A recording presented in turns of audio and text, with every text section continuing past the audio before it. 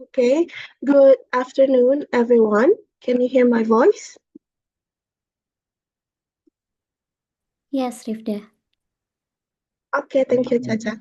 Okay, welcome to the 2026 International Perspective Webinar Series. Before we start our session today, my name is Rifda and I will be the host as well as the moderator for today's session. So as you guys can see in your screen, our topic today, we will be discussing about Beyond Theory, empowering the next generation with active learning and creative leadership. And has joined with us today, I have seen our speaker from King Mongkut's Institute of Technology, Lat Krabang, Thailand, Ms. Antika Sawatsri. Are you here with me? Hi, good afternoon, everyone. Hi, Ms. Antika. Looking forward for your presentation. Thank you. Okay. Okay, before we start our session today, let me introduce our project.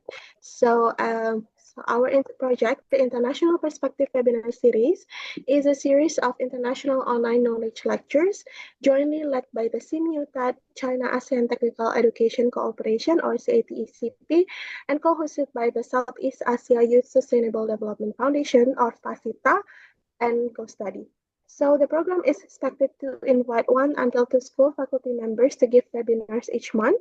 Today we have Ms. Antika join us, aiming to enhance and enrich the growth of knowledge and broaden the horizons of learners in the Southeast Asian region by inviting experts from different countries and fields to provide high quality and universalizable online lectures that will help all the learners here to acquire specialized knowledge through knowledge sharing and cross-cultural understanding. So I hope you guys could learn a lot from Miss Antika today. And if you guys have a questions, please feel free to send your questions in the chat box. I will help you read them during the Q&A session. Next, I will introduce to you our speaker, Ms. Antika Sawatsri. She is the former Dean of School of Architecture, Art and Design at King Mongkut's Institute of Technology, Lat Krabang, or mostly well known as KMITL. She served as a former Dean for 2 consecutive terms from 2017 until 2025. And she also the former president for Council of Deans of Architecture Schools of Thailand, also for 2 consecutive terms from 2017 and until 2021. She also a PhD graduate from Newcastle University at 2011 and recipient of the Alumni Achievement Award, Alumni Impact, highly commended at 2022, and also the recipient of Rising Star Thai Government Scholar Award, Thai Government Scholars Association, or OTSC. So as you guys can see, she has a lot of achievements, and I believe that we can learn a lot from her today. So please please join and participate in the Zoom. Okay, so while her professional field are architecture and design, universal design, higher education leadership, academic governance, and HR development. Okay, without further ado, I would like to call Miss Antika. The time and screen is yours. Thank you very much, Rishta, and also everyone. And thank you so much for the host for having me the whole afternoon today. And more than just be the good audience to listen to myself, but I really appreciate if you can maybe do some reaction during my talk. And also, if you have any comments or any question, you can even type to the chat box anytime, so that when we have a proper time, we can look back about your feedback as well. So today I would like to share with you about teaching and learning. And of course, I have seen some of you are very young generation. And if you like to share, because my own disciplines come from School of Architecture, Art and Design, perhaps that you come from different discipline. So please share your thought as well. Okay, so I would like to open my slide here. Good afternoon once again. Thank you for having me, and it is truly an honor to joining and in this International Perspective webinar series. And today I would like to explore a question that is becoming increasingly urgent amongst the different universities, different countries around the world. If we teach design to shape the world, are we shaping how our students learn? This talk is about going beyond the theory or what we have learned or we have been taught for some time about teaching and learning. And I would like to go beyond the memorization, beyond the passive instruction, toward the empowering the next generation or many of you, and through achieve learning and creative leadership. Okay, so briefly, I'd like to start to introduce about my school, my university in Thailand here. We are in a medium size of university and the School of Architecture, Art and Design. We have students around 2,500 each year. We have bachelor degree, master degree, and doctoral and some professor among 17 schools of the university as a whole. And nowadays we are forced a lot to produce the good quality or high quality of the research paper. If you can see here, we have the quartile 1, quartile 2, around 20 papers per year. And we offer multiple degree program, including architecture, design, and fine arts as well. And all of those are the creative discipline. But what defines us is not only our numbers or the number of program, the number of the students, or the number of the quality paper, but what defines us is here is about the identity, that how we make difference. We prioritize the value of our teaching and learning as we want to create the future creator. So our motto is we the future creator. And this philosophy guides us in terms of program alignment with the teaching and learning activity. We teach design to shape the world. This sentence represents the heart of our philosophy. We teach design to shape the world. Let us first reshape how we learn. If we expect students to innovate, we must first innovate our pedagogy. Leadership cannot emerge from the passive system or passive pedagogy, as I mentioned earlier. It must be cultivated through experiences, how we shape the experience learning. In this picture, we show our students in different action, different activity, such as the design competitions, exhibitions, startup pitches, community engagement. Our goal is not to produce graduates who follow instructions. We aim to cultivate creators, individuals who think ahead and act with purpose. Empowerment begins when students take ownership of learning. We also learn from the global mindset. We go beyond theory. We must expose students to global perspective.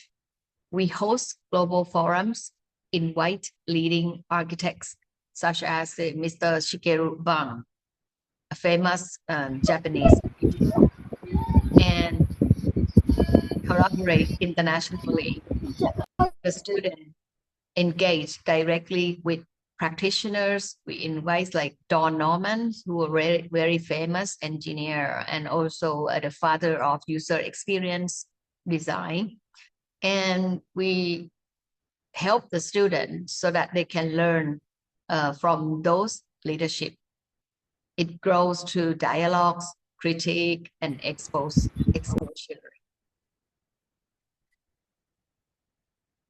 Learning from global creators is very important. When students interact with world-class creators, they see that leadership is not about status. It is about responsibility.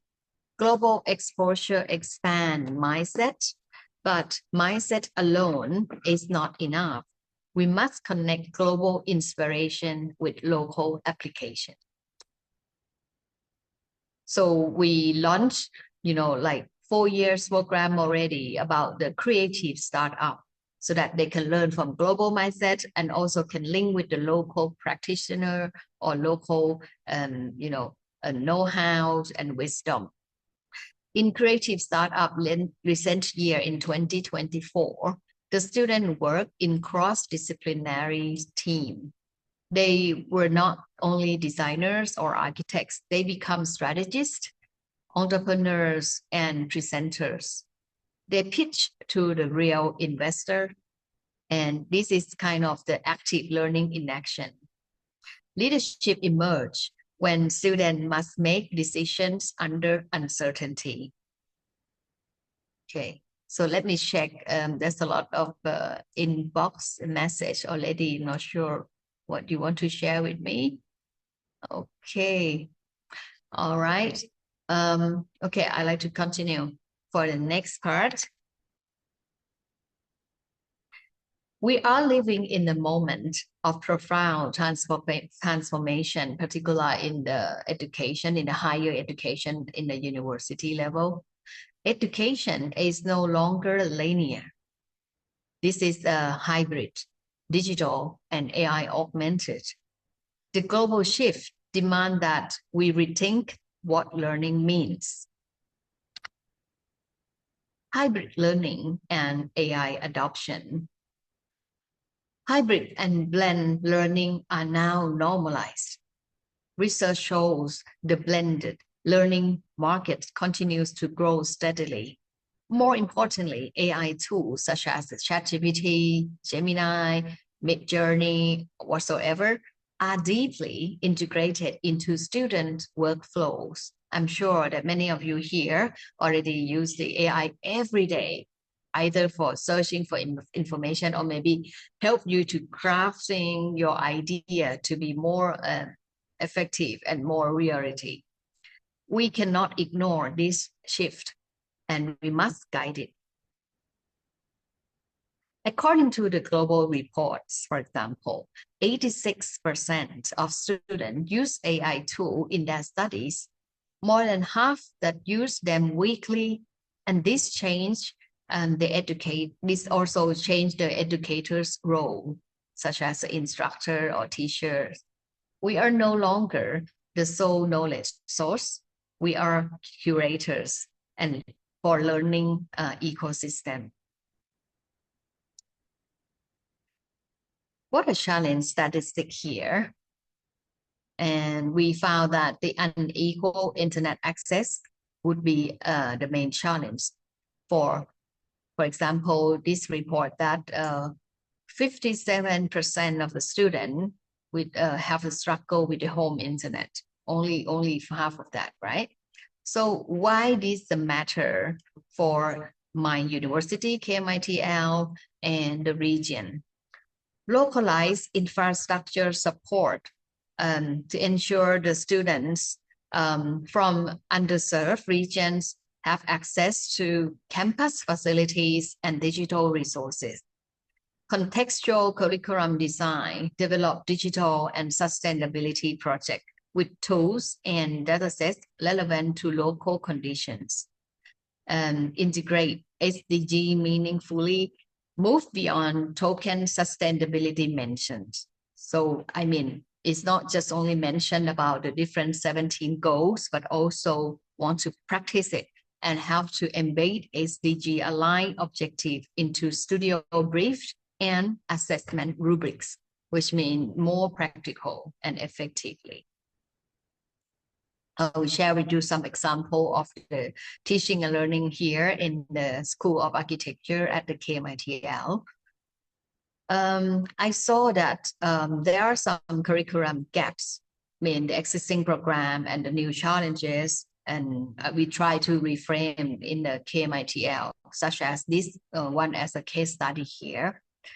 In early 2025, after a moderate earthquake in northern Thailand, a student from the School of Architecture, Art and Design at KMITL, they developed a project titled AI Crack Detection for Structural Health Monitoring, which means to monitor the condition after earthquake of the, for example, monitorize the crack on the wall, on the concrete wall, for example.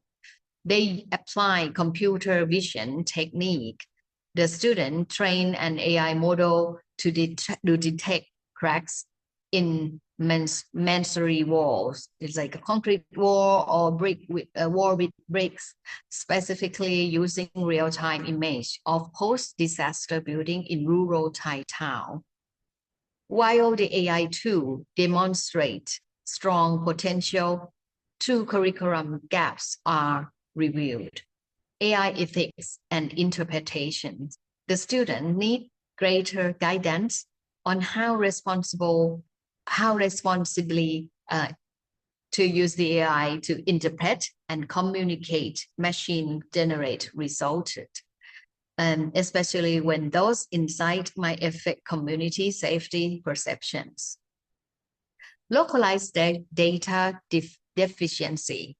Most AI training sets available were based on the Western building typology. For example, the type of the material used in the construction would be totally different from European countries or in Asian country, as an example.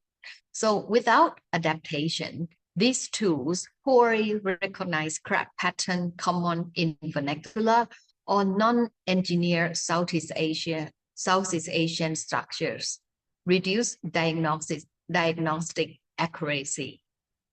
So in this kind of real-world example, demonstrate the urgent needs to embed the AI literacy and ethics into architecture curricula, along with the promoting localized hazard-informed dataset for simulations and assessment.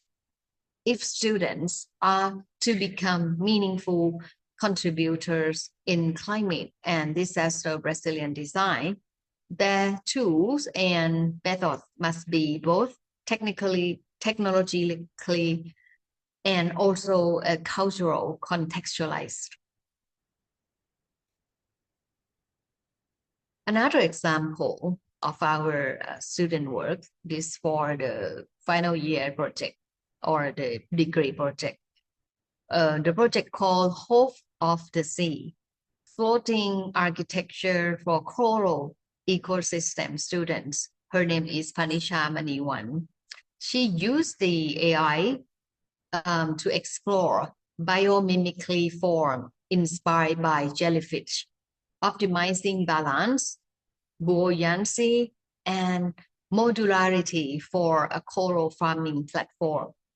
AI's role here is to assist in, we call the simulating multiple geometry scenarios based on ecological and spatial requirements.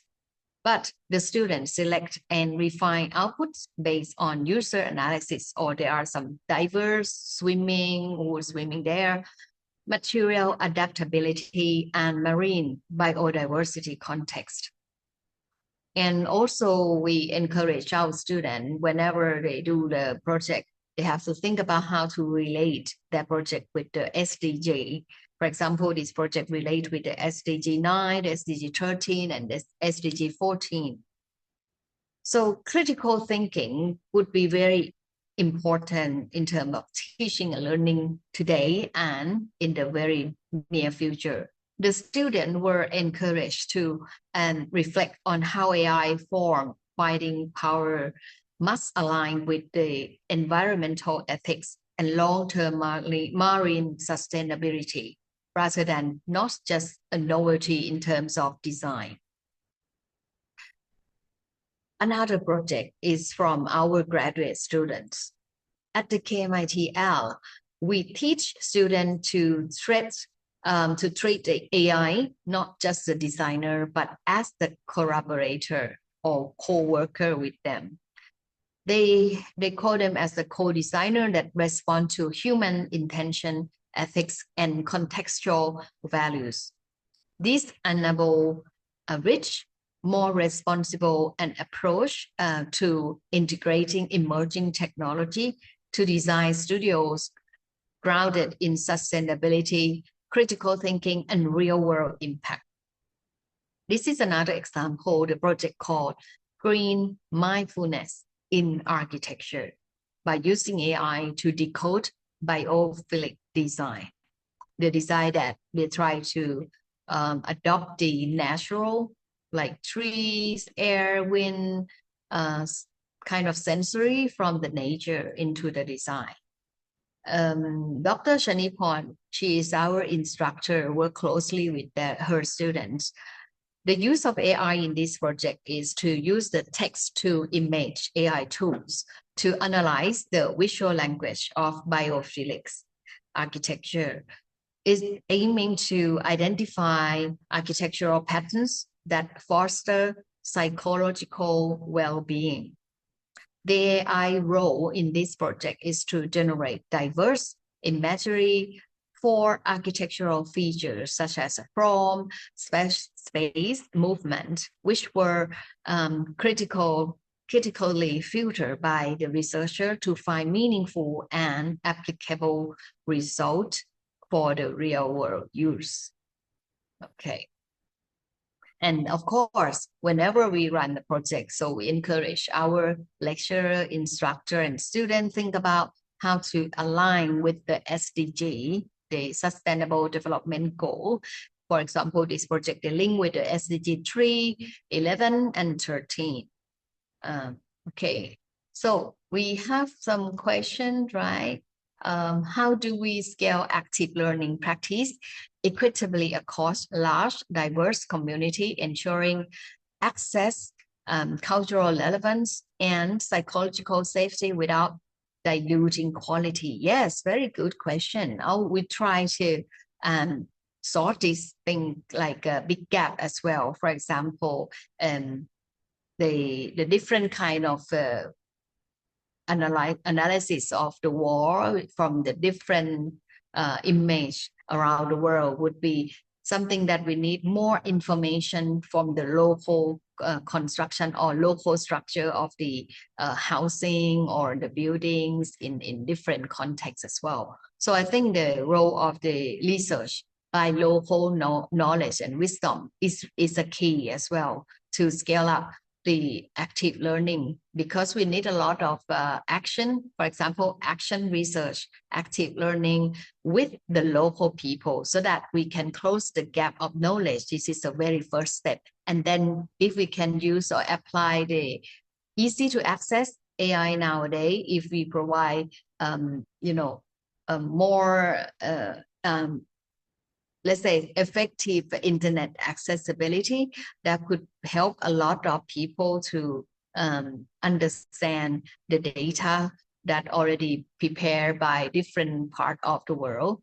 So we are in the process. We not have a very, solution yet about how to close the gap between the underserved group who cannot, easily to access to the very high-speed internet, for example, to prompt the AI to generate the quick AI. But of course, the university, like in KMITL, we are the government funded university. We are the one, or let me call the platform, who can close that gap by, provide this kind of new tool for our students who come from different economic status. Okay, for another activity and another role of university that can help and maybe to close that gap from the inequality as well.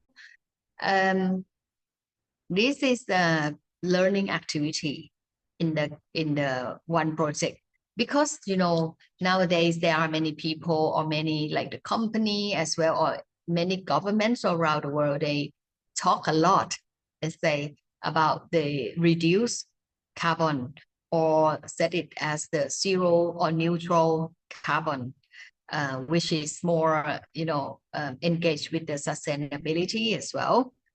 So this is not in the class, but it's run by the school or the faculties wise, to make the student can easy to access from different discipline.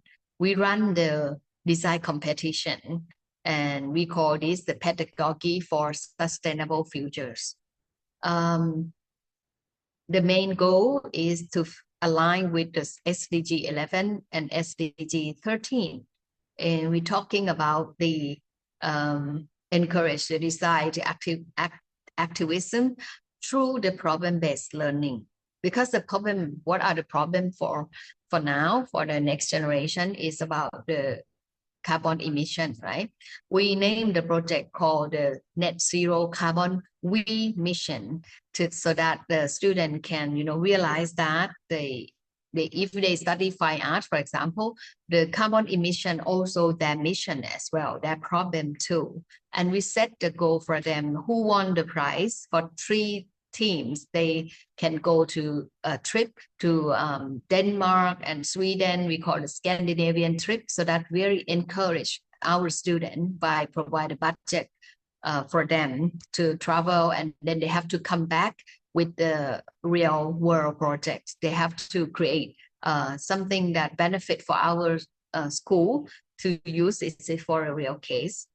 So we call the AAD Zero Carbon Remission. This was not just a competition, it's what a design incubator. We invite the expert from all different kind of discipline in Thailand to incubate our student knowledge about the zero carbon and the neutral carbon.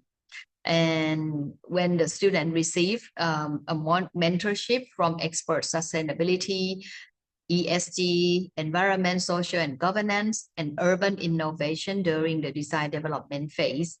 And they were encouraged to use the design as a tool for environmental storytelling and impact. For the top 3 finalists, they went to the Denmark and Sweden.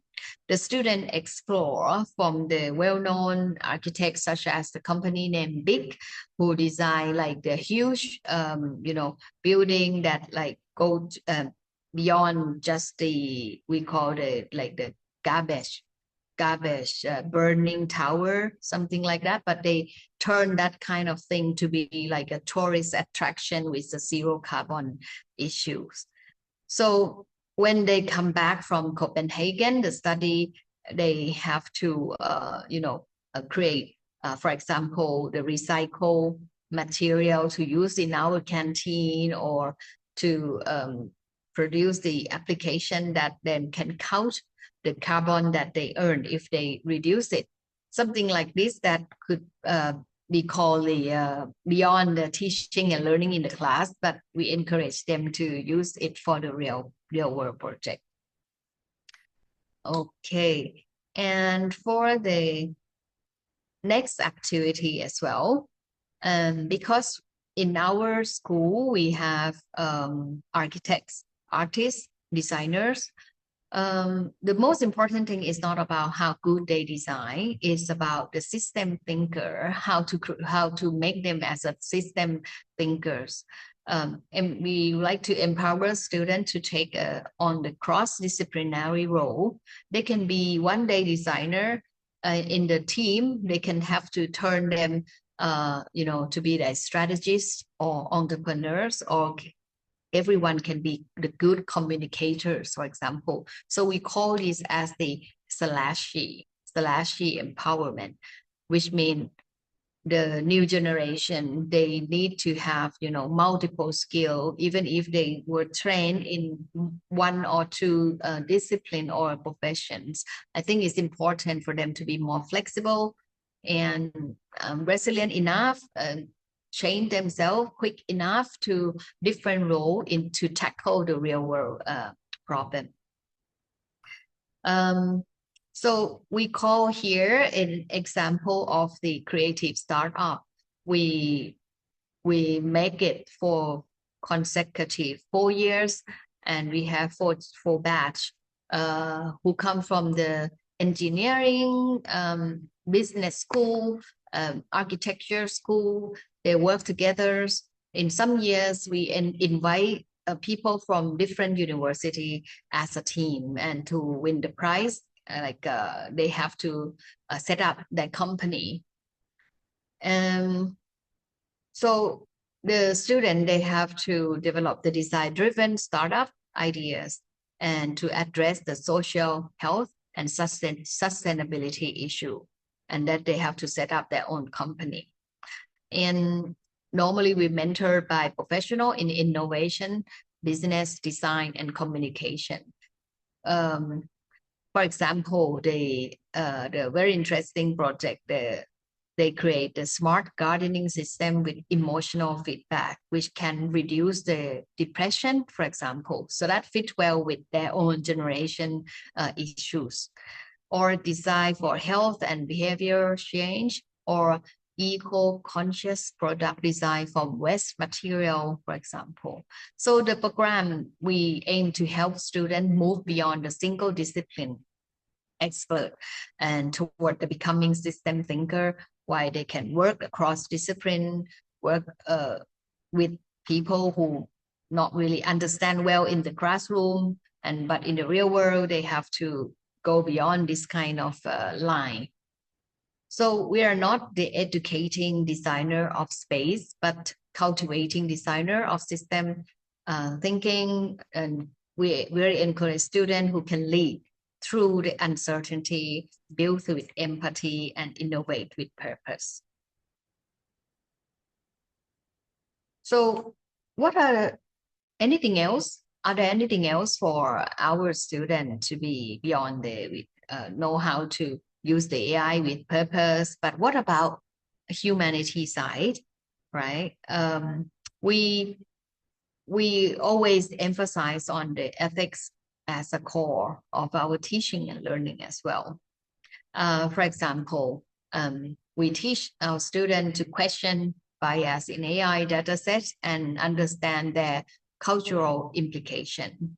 We use empathy from the design thinking process and also the user-centered research to design for the real people in the real context. The student here, they were challenged faced by people with disability. For example, we invite the real wheelchair user as the real user in the class, or the older people and the local community. The project developed in partnership with the Inclusive Design Research Center, Human-Centric Design Center. And in many cases, in many subjects, students, they have to go on the field. We call the field work study in different vernacular house. They learn from the ordinary people who make their own house, and they have to decode them, analyze them. For example, the different kind of the roof, so that the student can come back with the understanding how the roof can protect the heat, the sunlight, and can maintain the good climate. And then they adapt with this kind of style or knowledge from the local wisdom into the more modernist architecture.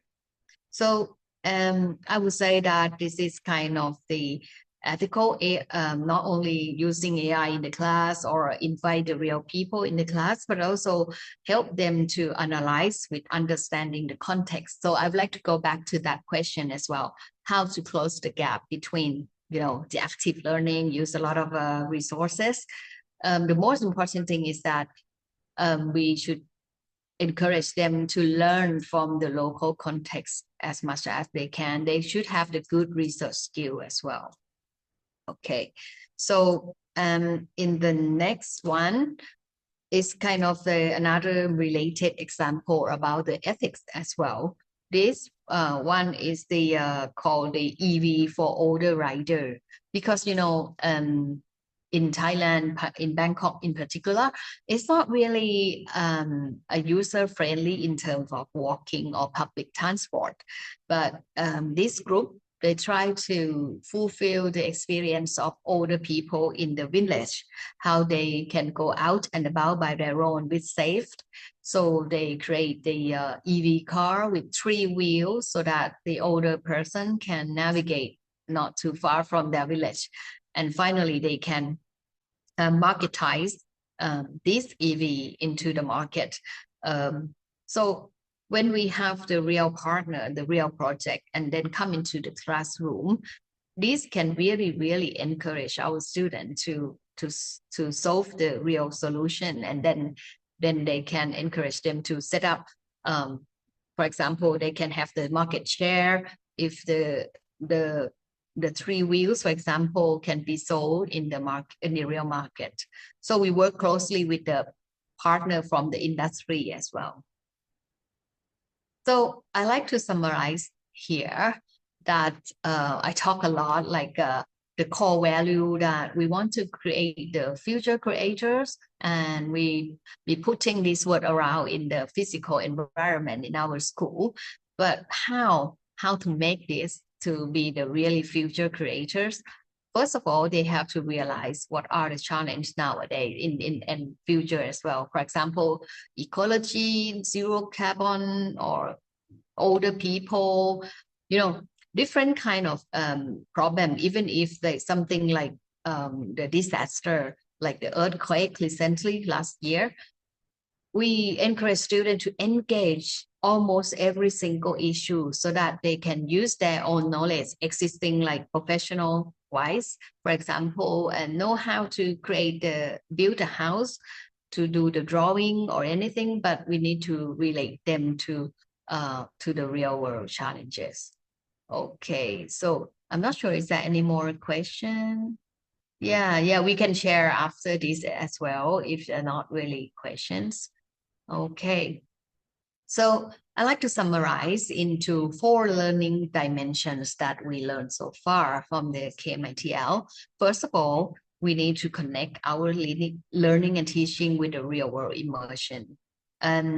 We should expand learning beyond the classroom to competition, workshop, field trip, and hands-on experience from the real expert or real user that could create a lot more impact for our students. So students can build awareness of rapid change and global issues such as climate action and startup innovation.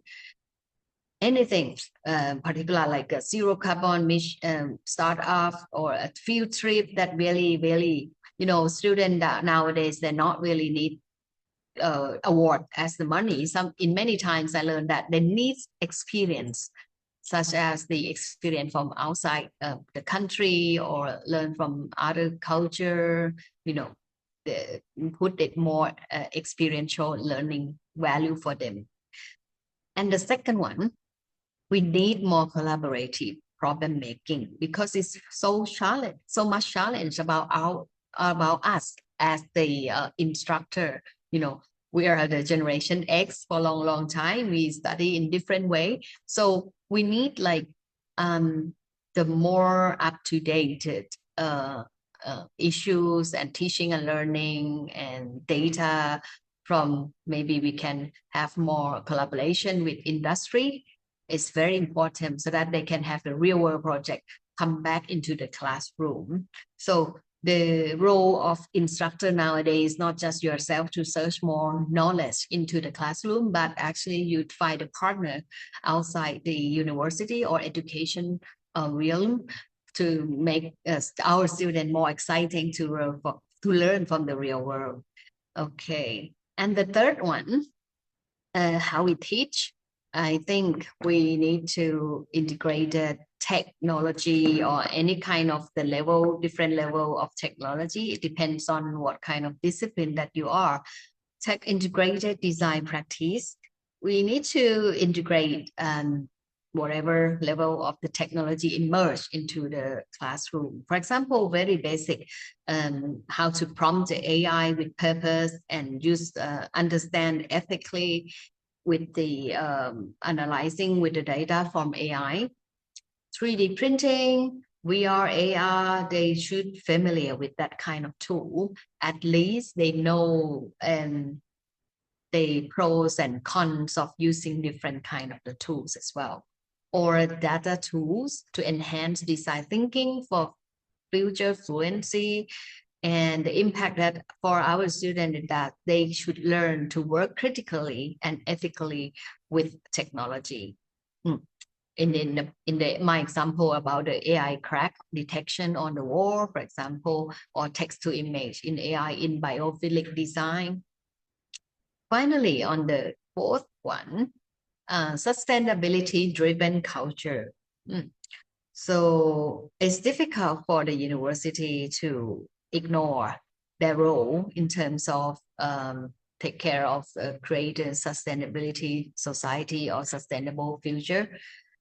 So what about our curriculum and mindset? I think this is our main role to create a new generation. So we have to think about to embed SDG or Sustainable Development Goals or anything else that you want to set as your goal of teaching and learning, and put that into the curriculum. Either can be like studio or design value or training or short course, whatever, and make the student connect to innovation and responsibility and long-term social environmental impacts.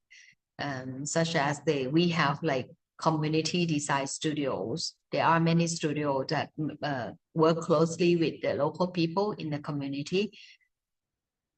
And maybe you can put into the rubric to evaluate in terms of using the SDG goal to guide your evaluation into the class as well.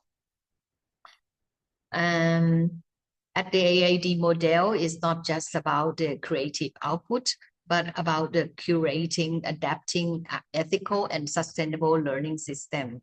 So we try to transform the school into the platform that our students can be the critical thinkers, technological fluent designers, socially responsible innovators, and cross-sector leaders who can adapt and collaborate in unpredictable futures in unpredictable world.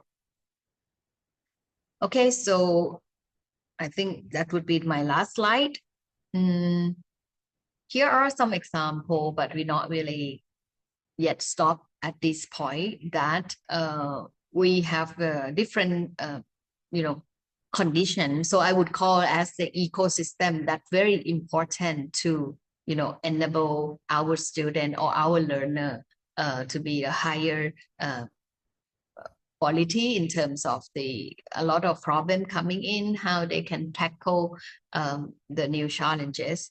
So we have 6 key conditions to reimagine about our learning. The first is curate funding for experiential learning. So I hope that the first one can answer that. How can we do it for real? Because, active learning, going abroad, or, invite industry to join us, use a lot of money to be sure. So our role as the instructor nowadays is not just teaching. We need to find a source of income, different, such as we have the knowledge. We can do the training and we can earn some, credit earning they have the tuition fee, not only for our student, but also some people outside the university who want to reskill, upskill, or work. The second one, partnership with industry and civic network.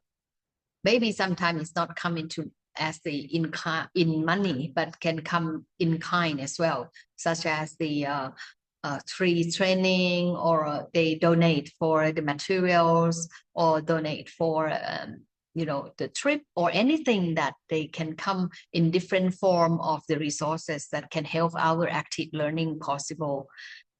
And number 3, so we need like flexible and involving curriculum structure. So what I learned so far in the last 5 or 6 years, I learned that the curriculum is not necessarily to be that fixed. Like if you set up like a 4 years, student have to study 4 years for a certain numbers of credits. But actually you can be like a module, the set of the short module, 4 or 5 subject for one certificate. The student can learn a set of knowledge already. So if they be that flexible, so discipline could be like a science, art, or design, or not only the course, from my experience, shouldn't be necessarily or rigid that way by naming after existing profession or career, but it's supposed to be the core competency. For example, we call Bachelor of Designs. So we know that design can solve many kinds of different problems, right? So we don't need to call just the Bachelor of, for example, we have the 50 years ago, the curriculum called Industrial Design. But nowadays, maybe design can solve more than just industrial system. So we should be, the curriculum should be more flexible, so that it can be like a chunk of subset of subject, and then the student can collect their own career path by study different chunk or different modules. And number 4, faculty prepare for reimagined pedagogy. So when we're talking, our focus mainly about our students, right?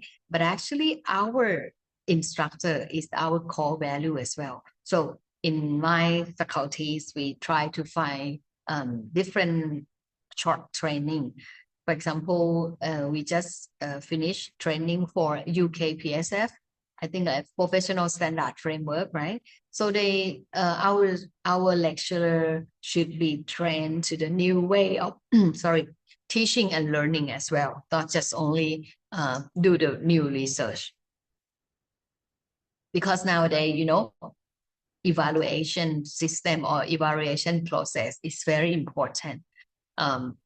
Many of the school and university really want to encourage the instructor to provide a rubric, the set of criteria of evaluation before they can start the course, so that student can know the goal and the purpose of that subject.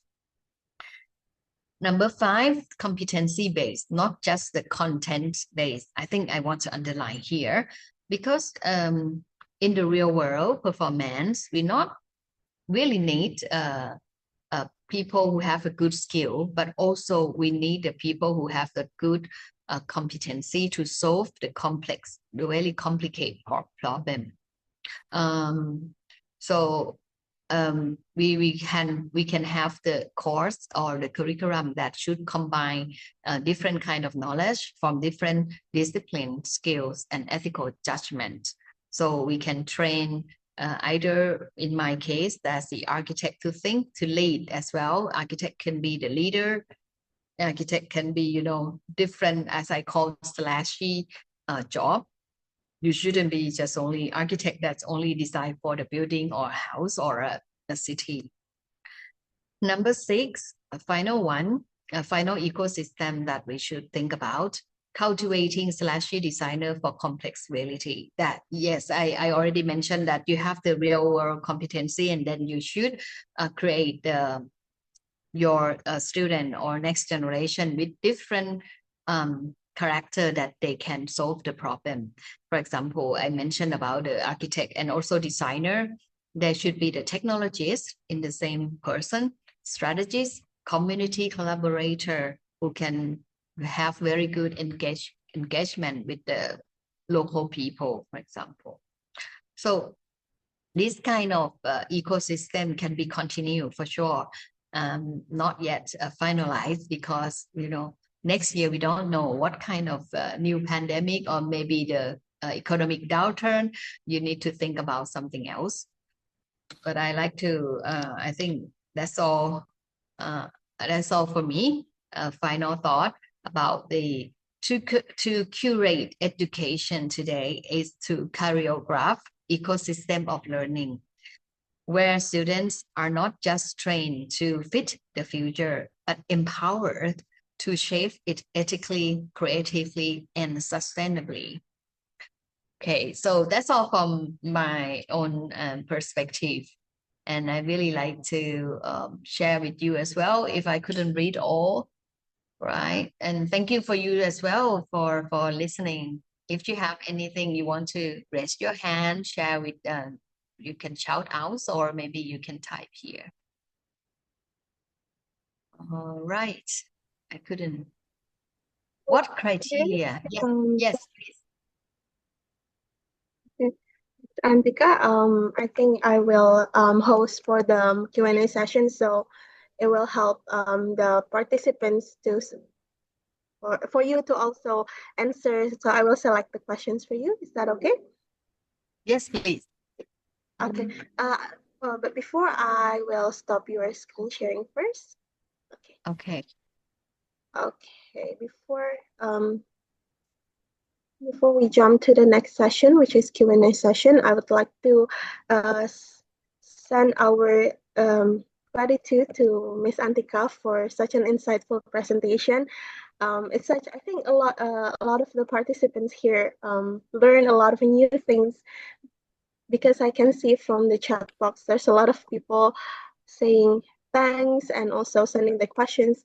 But before we jump to the participants' questions, I have a question from myself.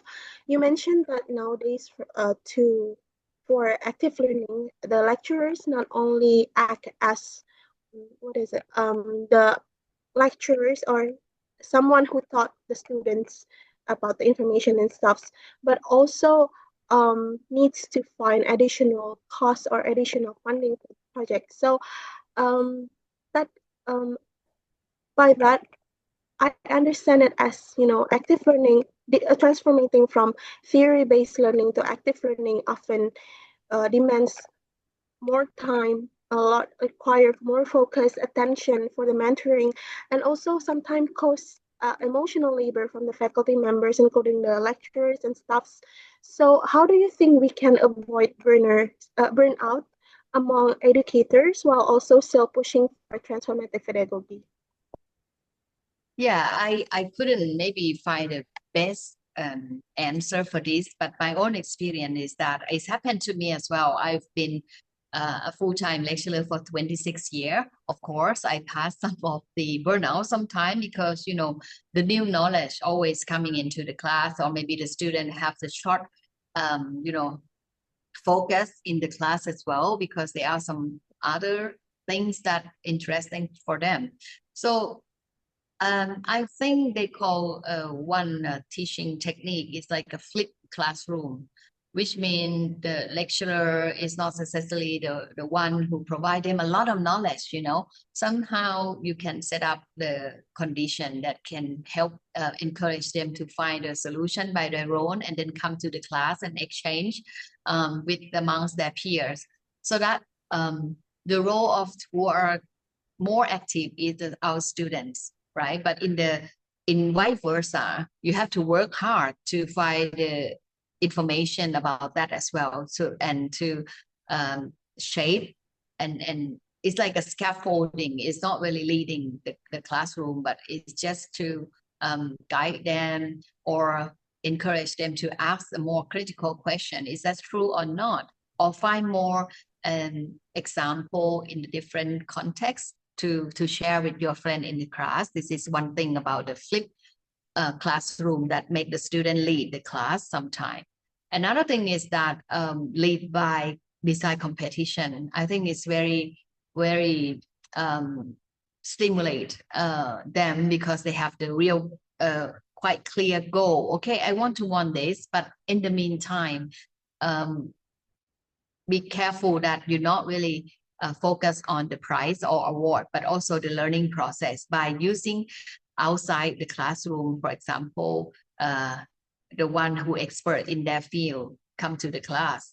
And then it's not only me myself, because I never been, like a practitioner as their full time as architect as profession.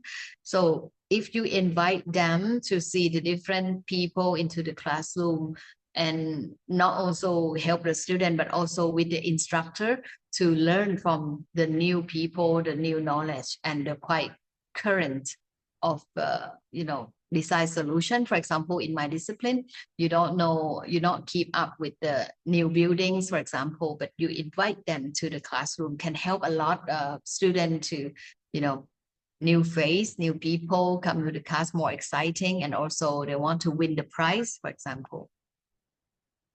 Okay, thank you so much, Ms. Antika. So for the for the active learning, the students will be more involved. At first, maybe the faculty staffs or the lecturers need to focus for building the system. But once the system is built, I think it's easier because the students can learn from not only from the lecturers, they can gain more knowledge from external parties as well. Okay, thank you so much for the answer. And I have read, I see that Dr. Noel Masong Song sent so many questions here. And I think I would like to call Dr. Noel if you would like to ask directly to open mic and ask directly to Ms. Antika. Dr. Noel? Yes, good afternoon. Good afternoon. Yeah, can you hear me? So I'm very appreciative, Dr. Antika, about the response you have presented to us with regard to this particular topic, which is a very timely topic to discuss and share with a lot of educators, not just educators, but members of the community as well.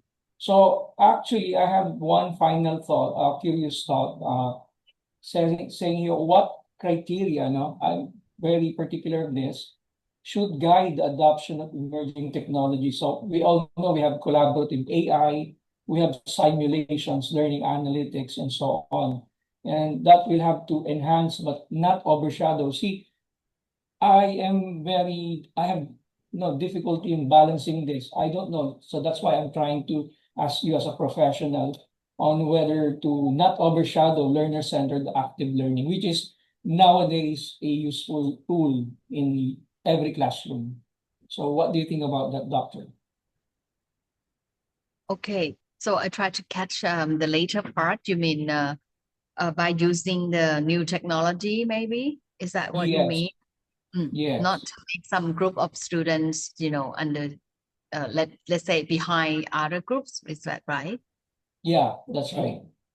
Okay, so of course, when we're talking about the technology, we somehow mislabel to very expensive or using a lot of high-speed internet, which difficult for some students to access to that. But actually, I see technology can be seen as a tool. For example, the calculator. We start with calculator. Nowadays, we not really use the paper and pen to calculate like the number, to multiply number, right? But Yes.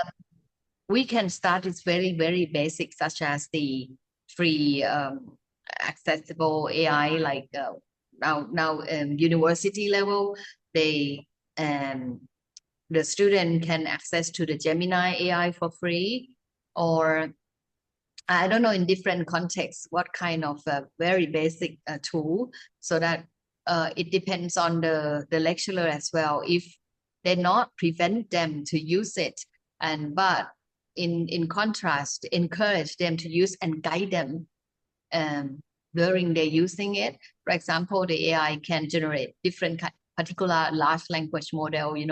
In many times they just say something that pretend to be reliable, but actually sometimes it's not. in this case, the instructor can be work as the let's say counselor, but or maybe advisor, work closely with the students rather than prevent them to use the AI, which is many times I found it free. It's not, you don't have to pay it. So you mean to say that educators and those who knew things about this must act as facilitators, right? So as a guide or someone who just be, providing them the pros and cons. So our learners should not be concentrated on one side, but rather can explore on the other, not overshadowing the traditional ones. Because as far as I know, Doctor, the traditional things combined with the technology will do much better as far as education is concerned, more so with some of those parts of the country which has limited access to the internet. Mm. That's what I thought. So with the input that you provided, I confirm that such thing might work. And as far as I know, it's 80% accurate still. And hopefully we can still provide some more of this in the next few centuries to come to further improve the teaching and learning in our classrooms. Thank you very much for that. Thank you very much. That very good remarks on this as well, because even nowadays in different countries, for example, in my university, it's not easy as well if we have to say that, okay, we need to do something like the new frontier of the AI, we cannot afford because we don't have like the big server as in other countries. So we not teach the student in that level yet. We just teach the student a very basic AI to understand how they respond and to ethically analyzing it. But when you say that some part of the world, they cannot even access to the internet, for example. So we have some other tools for sure to get them access to that in different level as well. In my university, we not yet talking about the robot, for example, because we don't have the good resource to teach them like that. So different condition can provide them different accessibility of the new technology. But my message is that the instructor shouldn't prevent them from that kind of technology. Don't afraid to try the new technology in the teaching and learning. Okay. Dr. Noel, is that clear for you? Yeah, very, very clear. Thank you very much. Thank you so Okay, much. you're very welcome. Okay, I think it's clear for Dr. Noel, so we can move to the next question. This question is from Shafirat. Thank you for the insightful presentation, Ms. Antika. I would like to ask, based on your experience, what skills do students usually underestimate but later realize are crucial when working on real-world and interdisciplinary projects, especially in architecture? Sorry, what the first question that why we're talking about it?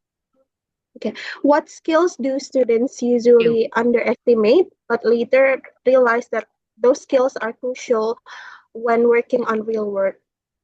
Oh, very good question. Because in the university, like in profession like mine, they has been trained as a very good skill of drawing, hardworking to finish work by their own individually. But in the real world, actually drawing, for example, in architecture, making a model, they can actually use a lot of tools in the company. They invest a lot of tools so that they don't need to hire many people with the welfare, So in the real world, actually, they need one person that can collaborate with other, or as I say, /she job, Even if you are recruit as the architect, but actually you should be the strategist to talk with the clients about the planning ahead, talking about the budgeting, These are skills that sometimes instructor didn't teach them in the university level. But when they work in the real world, actually the entrepreneur or the owner of the company really requests them to do so, like collaborator or even the English skill or Chinese languages, or multiple skill, or we call the competency, that not only the skill that you need, but also competency is somehow something like beyond the skill, but to use that kind of competence to solve the problem or to work with other. Okay, so those are the skills that you think are very crucial. Language skills also, I think it's more like interpersonal skills, because when we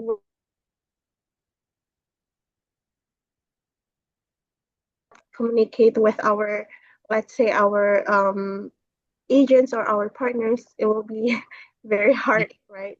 Okay, but you have already mentioned about the skills that the student needs to have. But from your experience, what are the first small changes that students can make from nowadays, from their college years, to shift toward more active learning? So the best way of learning is to learn how to learn. It's maybe not really the good right away answer, but actually the most important thing is to learn how to get into that kind of knowledge. You don't need to be trained as the architect, and then if you want to change the profession, and then you have to be trained to be the what to say, finance people, for example.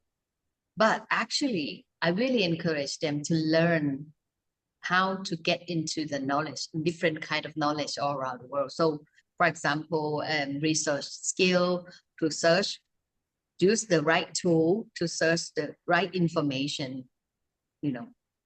It's difficult to explain but in word, but actually it's not just the skill in terms of professions that you need to learn along of your life, but actually you should learn how to know the knowledge.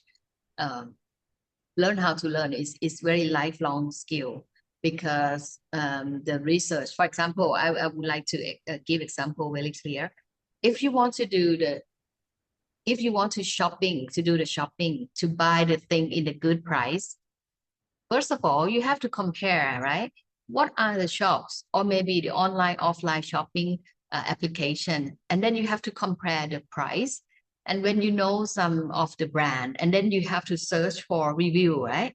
How many people review about this? Is that people reliable, or is that fake, or is that AI created? This, I could call that learn how to get into the knowledge. And critical thinking is very important. And also the research tool, you have to use many tools. Asking people would be one of the method, right? Reading the review, access to the real product.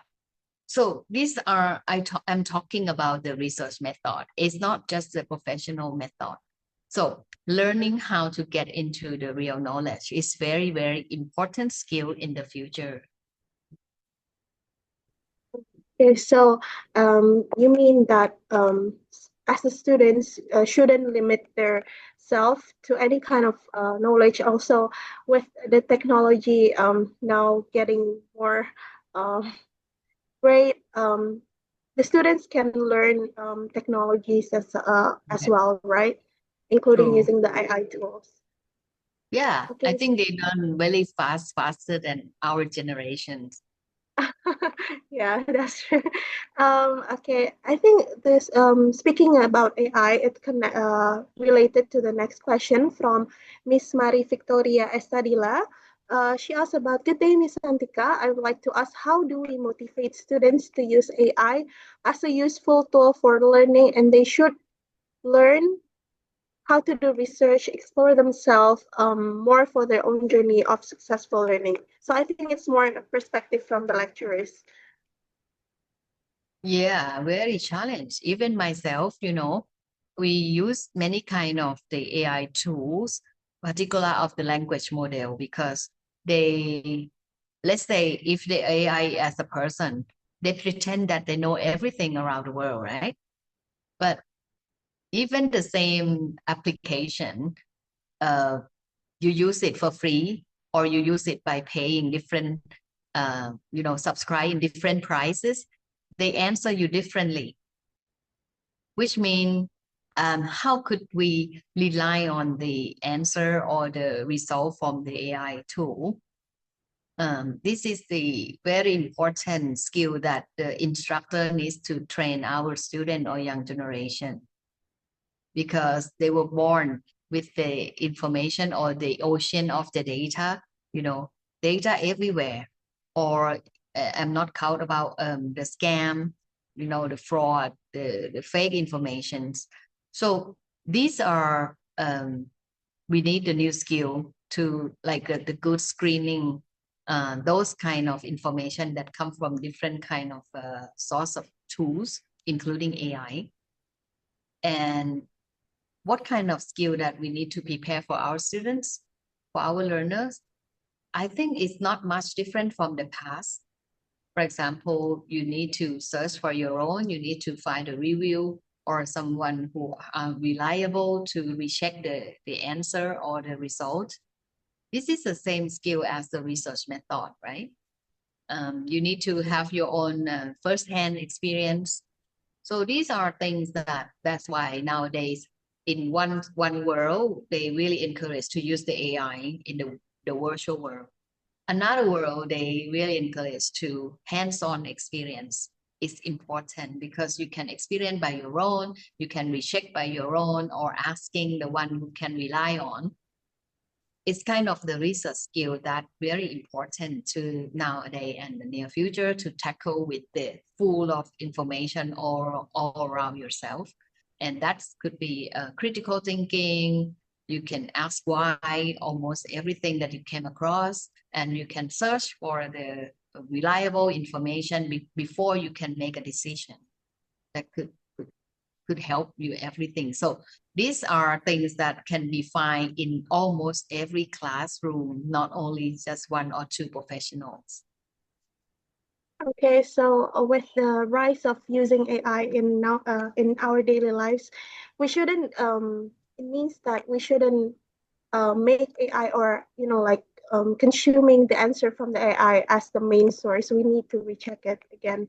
And I think lucky for the students are lucky enough because they're in a campus, they get the access to talk and discuss with the lecturers, so they can cross checks. So yeah, I think Your answer is very important, because that's why we asked that, do we still need the university? Yes, of course. Is it the place that's safe? Yeah, because the AI only gain data from the users, but sometimes the answers we couldn't even find the answers from the real world experience, and that we can only find from the lecturers and the practitioners on the schools. Okay, and I think that's how we fact check the answers from AI as well. Yeah, and then I think it linked to the next question from Sasha. She asked about she is curious about how you emphasize AI as a co-designer, not a decision maker, as you are in architecture world. In practice, how do you train the students to know when to trust AI and when to challenge it? I think it's quite it's the line of the other question earlier, that how to trust the AI and how to teach the student or even ourselves has been trained to, use the research methodology. First of all, you have to ask why. Is it real? It's called critical thinking. Whenever you get the information from the AI created, or even you are the co-creation with the AI. For example, nowadays there are many students, they use the AI to generate the design, like design the room, design the buildings. So my question is, how do you know that kind of buildings that fit well with your climate in the certain location? So the lecturer have to ask not just only what you design, but have to ask why, how. These are the key questions rather than what. We don't need a student to design a very beautiful buildings, which is not fit well with their context or cannot be built for real. The same, if they use maybe they copy by hand drawing or they use the AI to generate the picture for them. I think it's the same situation because they don't think by their own, they don't really realize or internally understand the condition before they can decide things to make a solution for other people. I think it's quite similar.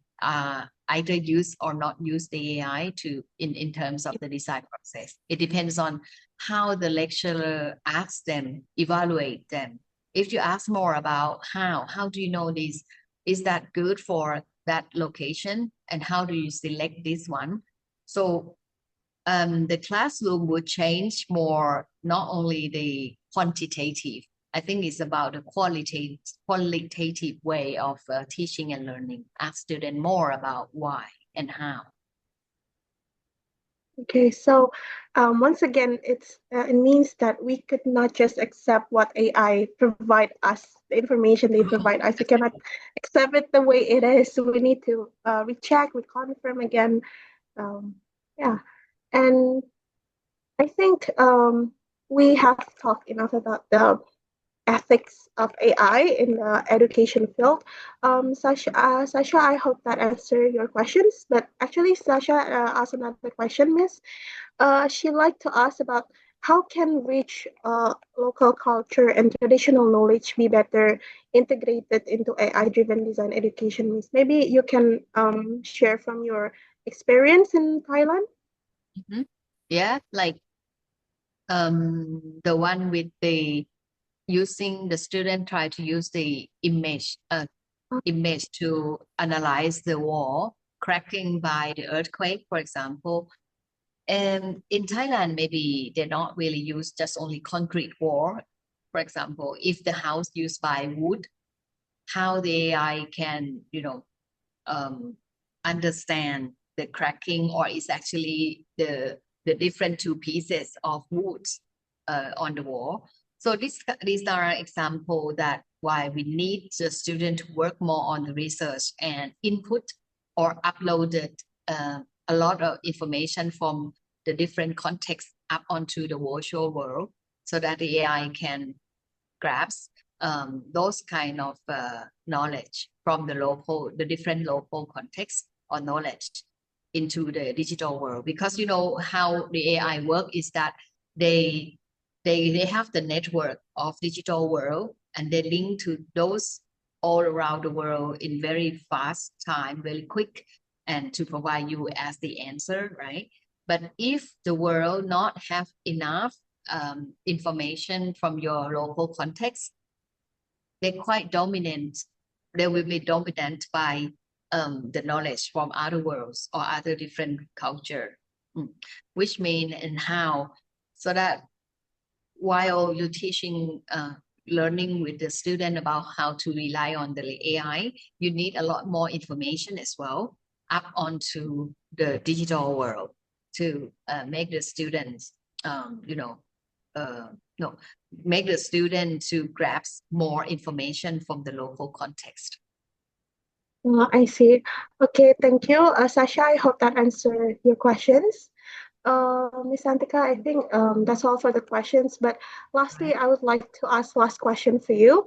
So we have discussed a lot about transforming theory-based learning to active learning, and then we have discussed about AI as well, and also local context. But what advice would you give students who feel overwhelmed by the rapid technologies change and still want to design with purpose? What the second question? When we Okay. overwhelming technology, or What advice would you give the students who feel overwhelmed by the rapid change of technologies, but they still want to design with purpose? with purpose, right? Okay. Yeah. I experienced myself from my niece. She is around 20 years old, and this year she got her third year.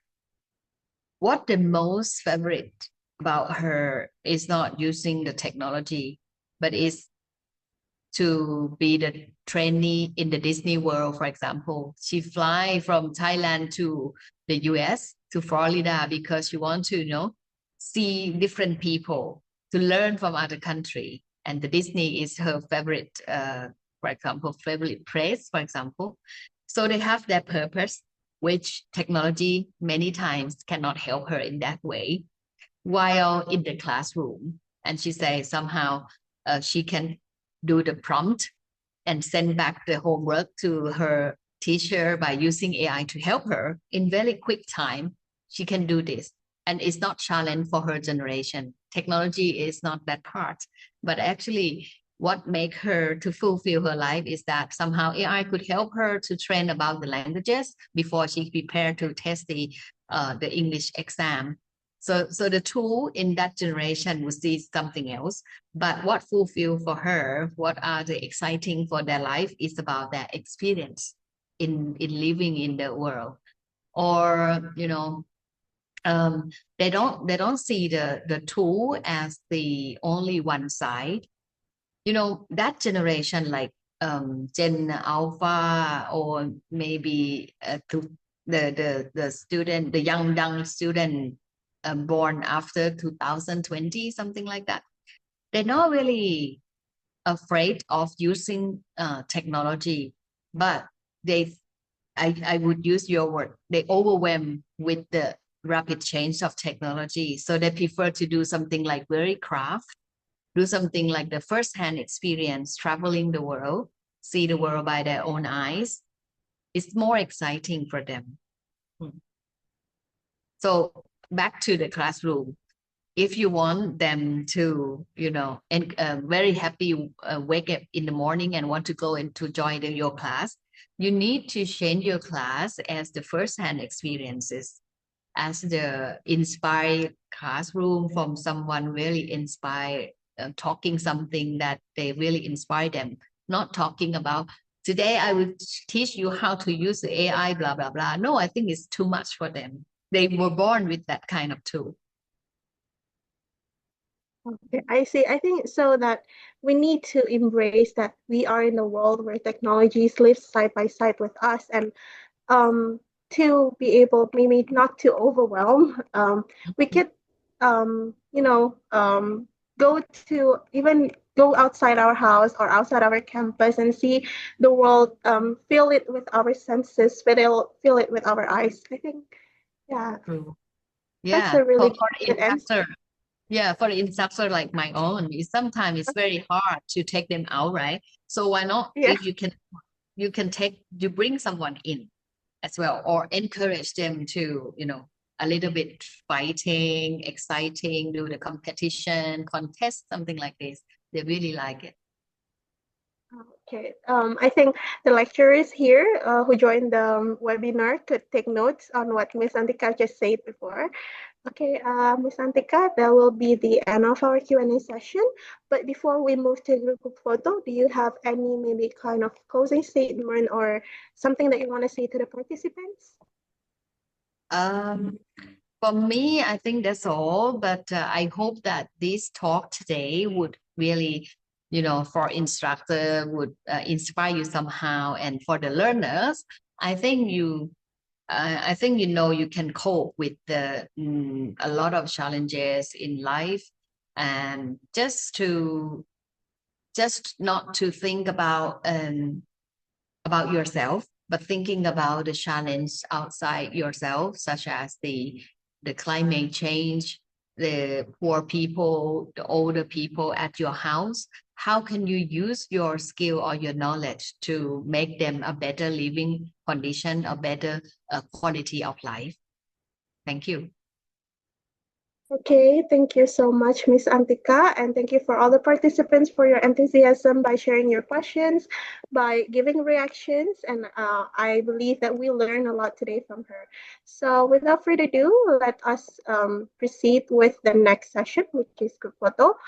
Before, I would like to call all the participants here to open your camera and use the virtual background that has been sent by me and my college as well in the chat box. So Okay, such a meaningful and inspiring webinar. I hope to have this webinar again next time. Thank you. Thank you so much for participating. While waiting for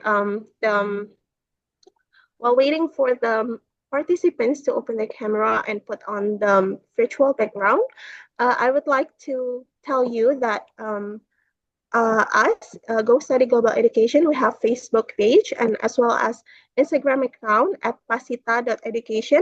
You can check it out. And if you want to share, to upload this Insta story or any kind of post and you want to tag us, please feel free. Tag us, I will send it.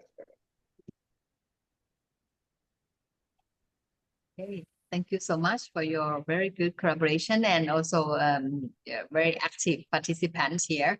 Thank you so much. Thank you so much, Ms. Andika. I have already seen the participants open their camera. Maybe we can wait for 20 seconds. So the other could also open their camera as well. By the way, to all participants, after this, my college will send the certificates. We'll send the attendance link through the chat box. Once you fill the attendance link, please check your email because the e-certificate will send automatically to your email. And don't forget to check your spam or junk. Maybe enter your spam. Okay, I think we have seen a lot of people open camera. Okay, please your passport. I will take a screenshot. I will count from 1 to 3. 1, 2, 3. Okay, next slide. 1, 2, 3. And then slide 1, 2, 3. Okay, thank you so much for all the participants. Once again, thank you so much, Ms. Antika. After this, I will contact you for the post-event follow-up. Okay, and thank you. Thank you. Have a Thank good you. day, everyone. You too. ขอบคุณ Bye bye. ค่ะขอบคุณ ขอบคุณ ค่ะ ค่ะ สวัสดีค่ะ